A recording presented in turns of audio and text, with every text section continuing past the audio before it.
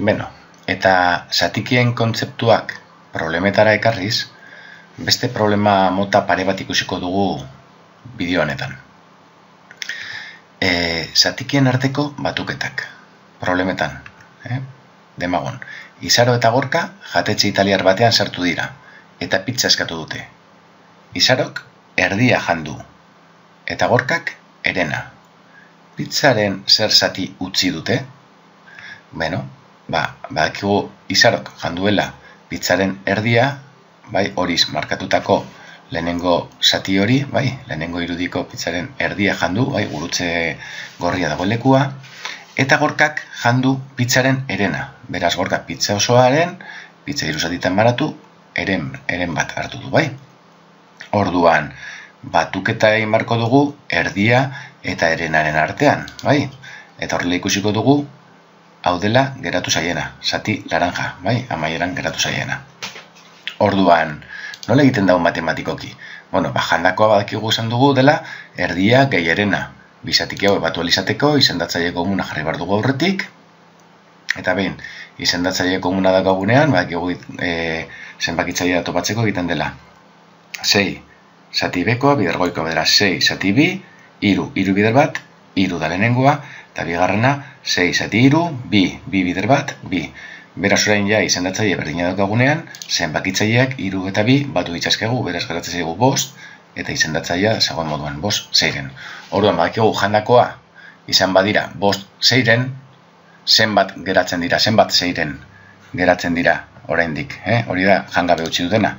Utzi duten izango litzateke bat seiren, 5 seitik jama dituzte, geratu zaie bat seitik, Bauzik izango litzateke lehenengo problema mota bat, Dakigunean, pizzaren edo daukagun kantitatearen zer zati janduen bakoitzak, egin badugu zati bakoitza batu, eta horrela lortzen dugu zenbat janduten, eta gainontzekoa kalkulatzea beti oso errez egiten dugu, Behin dakigunean zenbat janduten guztira, gainontzeko izango litzateke utzi dutena, Orduan, hori izan duguna, pizzaren 5 seiren jandute eta seiren bat utzi dute, Goazen ikustera horren beste problema mota bat. Zatiki baten zatikia. Lehenengo problema ikusi baino lehen azalduko dizuet zatiki baten zatikia nola kalkulatzen den. Zatiki baten zatikia kalkulatzeko, bi zatikien arteko biderketa egiten da.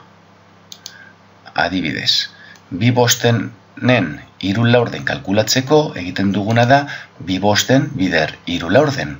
Eta biderketetan badakigu egiten dela goikoak goikoekin biderkatu eta bekoak bekoekin, Orduan, 2 bider 3, 6 goian, 5 bider 4, 20 bean. Eta beti egin ohi dugu lez, simplifikatu daiteke, simplifikatu behar denez, goian eta bean zati bi eginda 3 hamarren, Orduan, 2 bostenen 3 laurden izango lirateke 3 hamarren, Hemen ondoen daukazue grafikoki irudi batzuen bitartez azalduta egoera berdina, Orduan, hau ulertuta, problema batean ikusiko dugu zatiki baten zatikia nola kalkulatzen den. Orduan, problemak dio, Anderrek eta Izeak beste pizza bat eskatu dute jatetxe horretan bertan.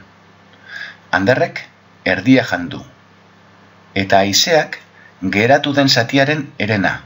Kontuz, Izeak ez du jaten pizza osoaren herena, baizik eta geratu den zatiaren herena. Hemen dago gakoa, geratu den zatiaren herena. Ez da pizzaren herena. Anderrek Anderrek pizzaren erdia jandu. Baina Izeak geratu den zatiaren herena. Orduan, pizzaren zer zati utzi dute? Kasu honetan, Anderrek jandu pizza osoaren erdia, lehen bezala, zati hori, baina Izeak jandu geratzen denaren herena, beraz, geratzen dena da zati laranja. Zati laranja horren herena izango litzateke zati berde hau, Zati geratzen dena, zati laranja, 3 zatitan banatu eta horietako bat hartu du. Hartu du pizza erdiaren herena, zati berdea. Beraz, utzi dutena egiteko, gehitu beharko genituzke zati horia, gehi berdea. Beraz, utzi duten izango litzateke zati laranja hau. Kasu honetan, 2 seiren eta simplifikatuta herena litzateke utzi dutena.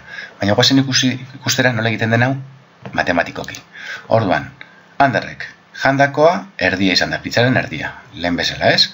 Eta orduan utzitako ere badakigu zenbat izan dela, erdia be bai. Orain, Izearena. haizeak jandu erdiaren herena. Eta esan bezala, erdiaren herena kalkulatzeko, egiten dena da, zatikiak biderkatu, beraz, erdia bider herena, biderkatzen badugu, goikoa bider goikoa, bat bider bat, goian eta bi bider hiru sei behan. Beraz, haizeak jandu pizzaren zeirena. Hau bai da pizza osoaren zatikia, bai? Vale, baina herena ez, herena zen erdiaren herena, bai? Orduan, badakigu, gure soluzioa topatzeko, jandakoa guztira izango dela, erdia, bai, gehi zeirena, bai, ja kalkulatu dugulako erdiaren herena zen baden, zeirena. Orduan, orain bai, batu ditzazkegula handarre jandakoa eta izea jandakoa. Beraz, erdia gehi zeirena egin beharko dugu, horretarako izendatzaile berdina jarri, eta jarri ostean, batuketa egin. Kasu honetan, zenbat izan da jandakoa? 4 zeiren. Irudian ikusi dugu moduan, 1, 2, 3, 4, zeitek jandute, bai, gurutze gorria dituztena, hori da guztira jandutena, bion artean, 4 zeiren, eta simplifikatzen badugu 4 zeiren 2 herenda, bai, beti simplifikatu behar dugunez, 2 herenda jandakoa guztira. Orduan, guztira 2 heren jan badute, zenbat utzi dute? Herena, bai? Bakigu, 2 hirutik jan badute, zenbat geratzen dira? 1 hirutik, bai? Azken finean, egiten duguna da, bai, pizza osoa, osotasuna adierazten du beti batek, bai? Zenbakiak adierazten du osotasuna guztia, bai? Ken jandutena, ken 2 heren egiten badugu, emaitza berdina lortzen dugu, bai? Herena, bai? Buruz ere egin genezaken, esan dugun bezala, 2 heren jan baditu, heren 1 utzi dute, bai?